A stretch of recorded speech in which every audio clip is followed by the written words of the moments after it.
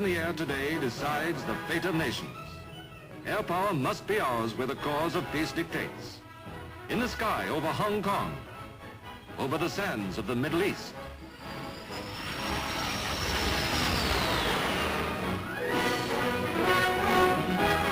Only a little while ago, air power helped keep the peace of Europe by bringing salvation to Berlin.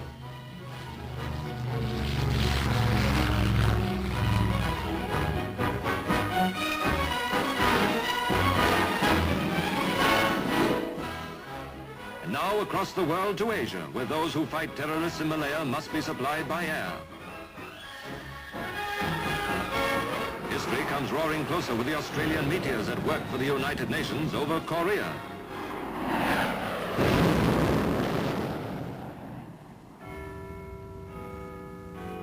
The nerve centre of the RAF is in London, in the Air Ministry in Whitehall, where the Air Council meets to say when and where and how. Secretary of State for Air, the Chief of the Air Staff, and other members of the Air Council meet to decide policy.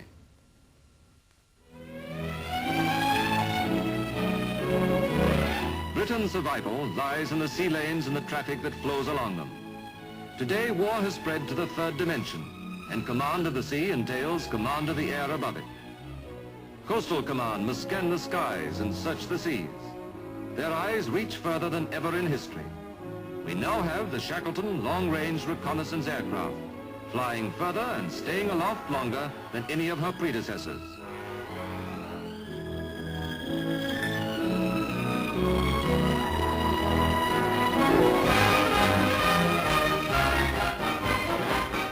Fighter Command, now armed with something keener and swifter and more deadly to its foes than anything the last war ever saw. Speed is vital. Jets mean speed that takes a man and his machine 9 miles in every minute, and more to come.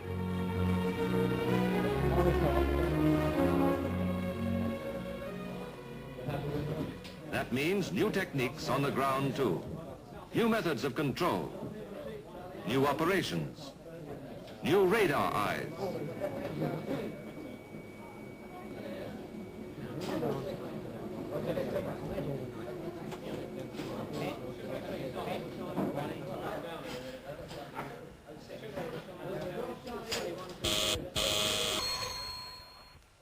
Operations. Tiger Oxo squadrons, scramble.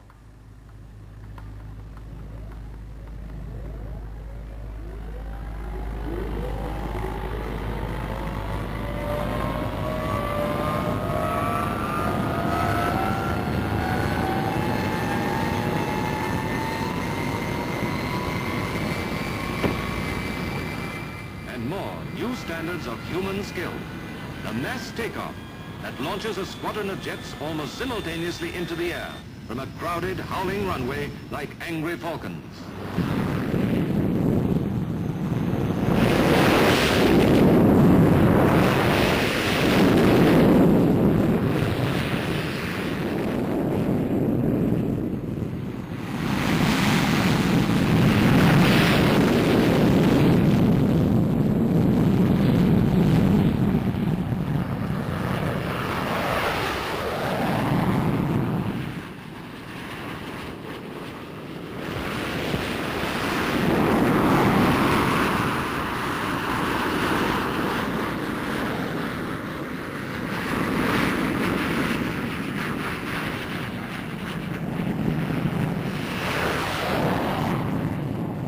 The Meteor is faster than the Spitfire, but the progress of development is also fast.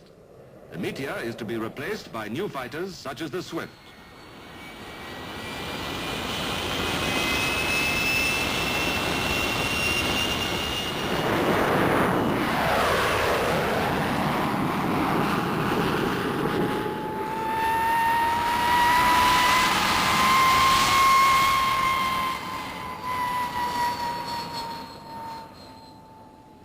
And the P-1067, the fastest fighter flying today.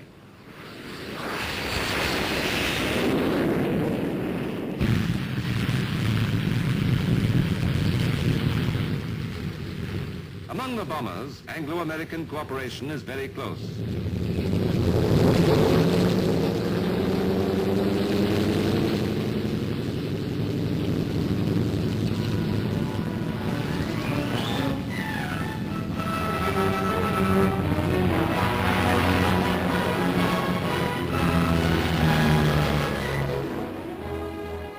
After the war, Britain decided to jump production straight from the Lincolns and the Lancasters to the jets.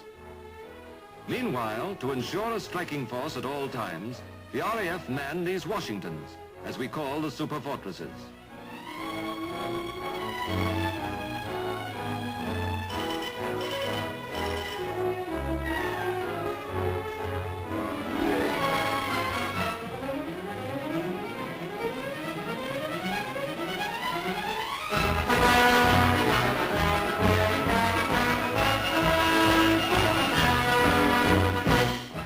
We've also provided bases for the United States Air Force, who operate such enormous airborne monsters as the B-36, most gigantic of bombers, a 10-engine battleship, 6 piston engines and 4 jets.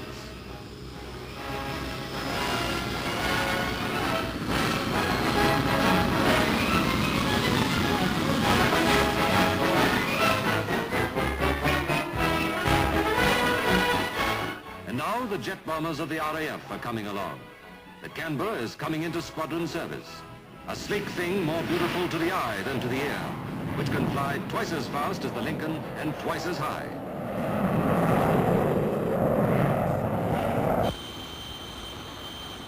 The RAF's tremendously powerful weapon to come is the Valiant, the new 4-jet bomber, a magnificent example of British engineering.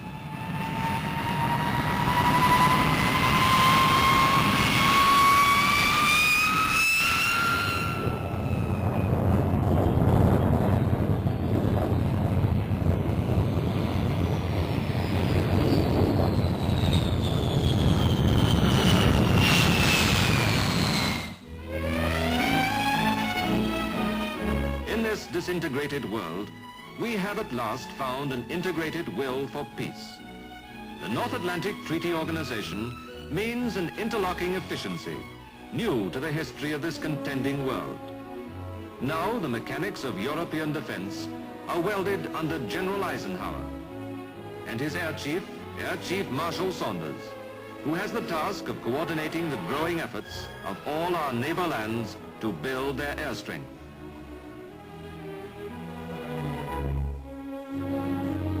So the air, which covers without frontier or discrimination the surface of our Europe, becomes the junction of our cooperative effort. The vampires fly over Holland. The North Atlantic Treaty Organization ignores the land frontiers so that each may be inviolate.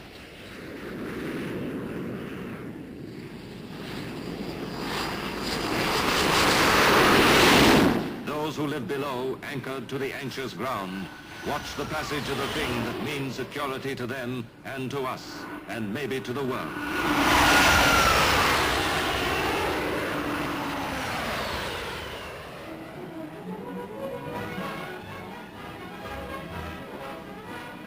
Our contribution is ourselves and our brothers of the Commonwealth, the Canadians, the Australians, the New Zealanders, the South Africans,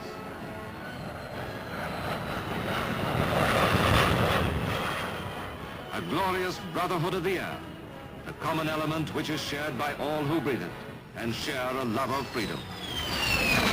Freedom to be maintained by such roaring things as these. Together, always together, those who share the common sky of freedom must protect it together.